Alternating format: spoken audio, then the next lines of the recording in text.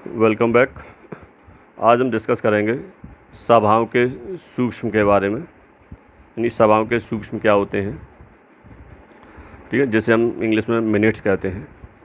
ठीक है, जैसा कि आपको मालूम है, जैसे बताया गया था, आपको पहले ही बताया था कि सभा में एक एजेंडा होता है, यानी कार्यसूची होती है, रूपरेखा सभा की कार्रवाई की, कि कार्य किस किस प्रकार से किया जाएगा। तो सभा की रूपरेखा के आधार पर सभा में जो भी कार्य किए जाते हैं, उन कार्यों को एक पुस्तक में लिखा जाता है, और उस सभा में जो भी कार्रवाइयाँ हुई है, या कह सकते हैं सभा की कार्यवाही के विवरण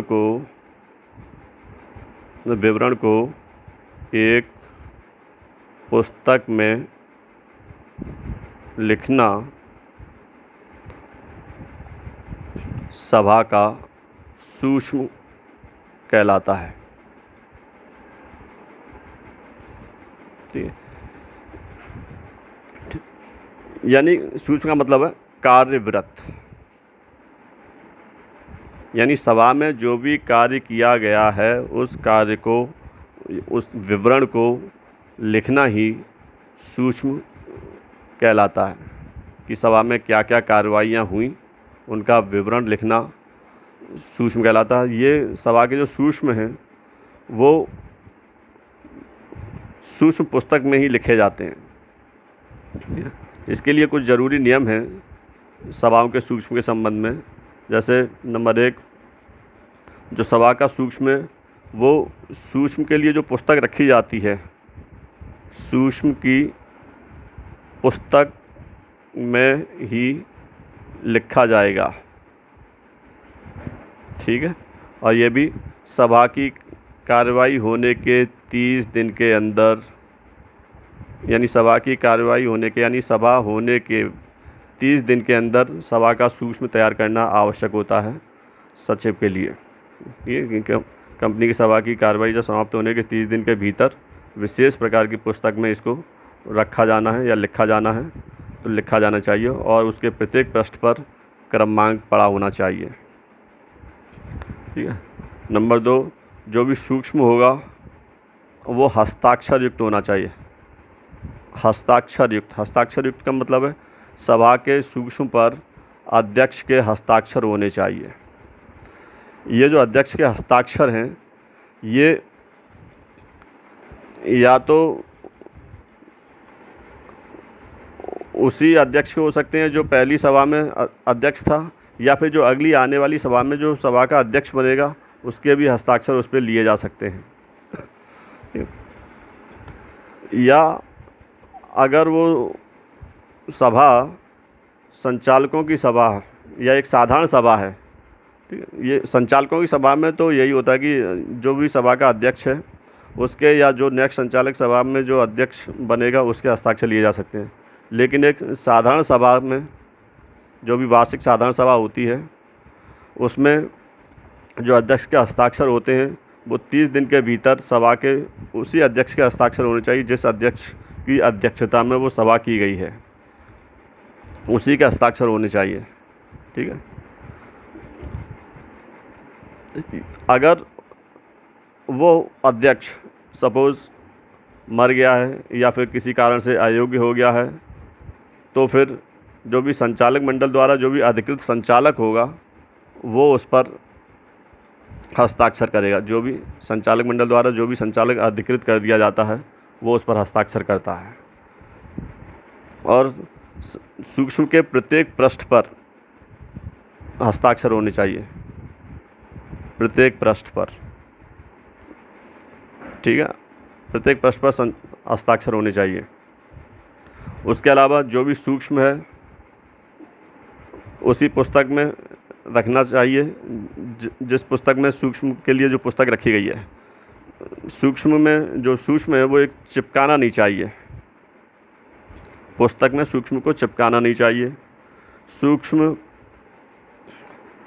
को बनाए रखना सचिव का उत्तरदायित्व है, कि सचिव जो भी है वो सभा के सूक्ष्मों को संभाल कर रखेगा। संचालकों और उनकी समिति के जो भी सूक्ष्म होते हैं उनको भी अवश्य संचालक मंडल के द्वारा या जो भी संचालक समितियां होती हैं उनके द्वारा उस सूक्ष्म को रखा जाना आवश्यक होता है।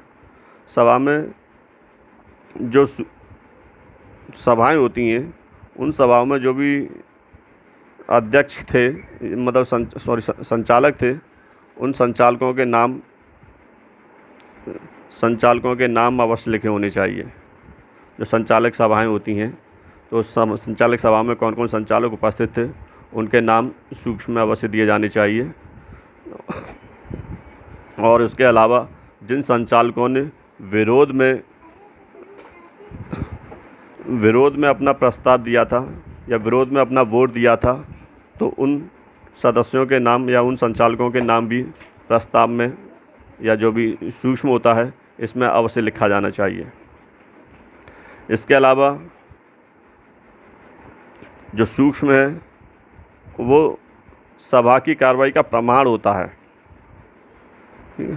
ये प्रमाण है एक तरह का कि सभा में जो भी कार्रवाई की गई है उसका प्रमाण, यानी सभाओं की कार्रवाई के सूक्ष्म को सभा की कार्रवाइयों का प्रमाण माना जाता है।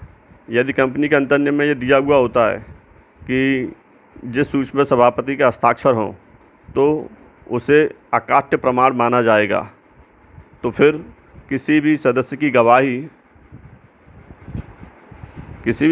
गवाही उसे या उस कार्रवाई का विरोध नहीं कर सकती है।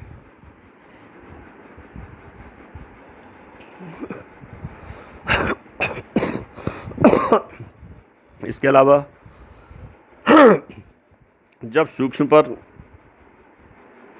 अध्यक्ष के हस्ताक्षर हो जाते हैं तो फिर उस सूक्ष्म को बदला नहीं जा सकता।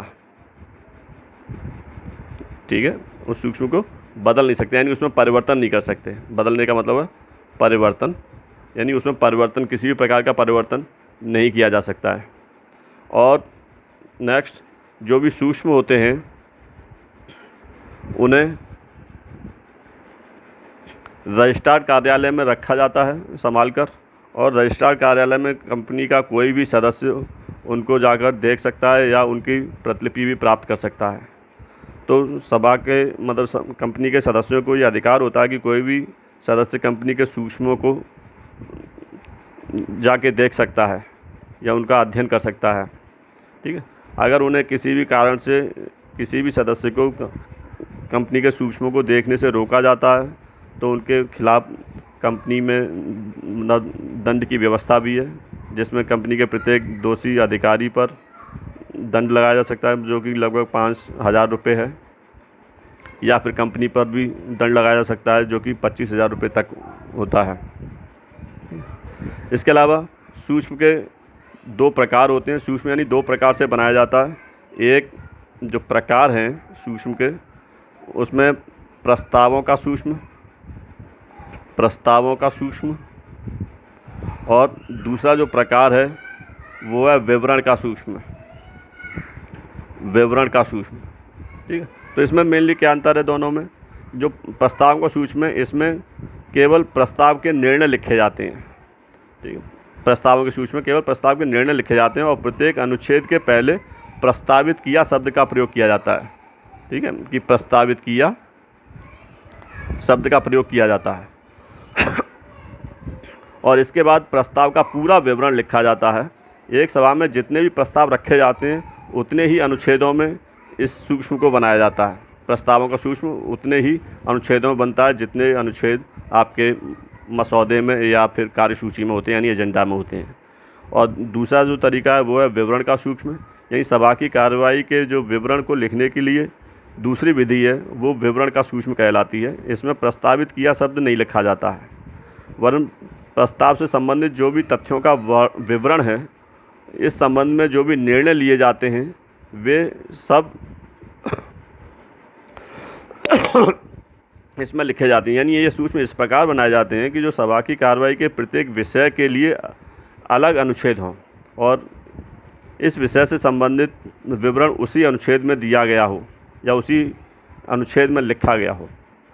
ठीक है, तो ये 2 प्रकार से सूक्ष्म बनाए जाते हैं। यानी सूक्ष्म के दो प्रकार होते हैं, प्रस्तावों का सूक्ष्म और विवरण का सूक्ष्म। ठीक है, इसमें मेनली जो अंतर है वो यही है कि जो प्रस्तावों का सूक्ष्म है उसमें प्रस्तावित शब्द का प्रयोग नहीं किया मतलब प्रस्तावित शब्द का प्रयोग किया जाता है और इसके बाद प्रस्ताव का पूरा विवरण लिखा जाता है। ठीक है, और ये उतने ही अनुच्छेदों में बनता है जितने अनुच्छेदों में कार्यसूची बनी होती है। विवरण के सूक्ष्म में प्रस्तावित किया शब्द का प्रयोग नहीं किया जाता है, बल्कि इसमें तथ्यों का विवरण लिखा जाता है या सभा में जो निर्णय लिए गए हैं उन निर्णयों को लिखा जाता है। Thank you very much.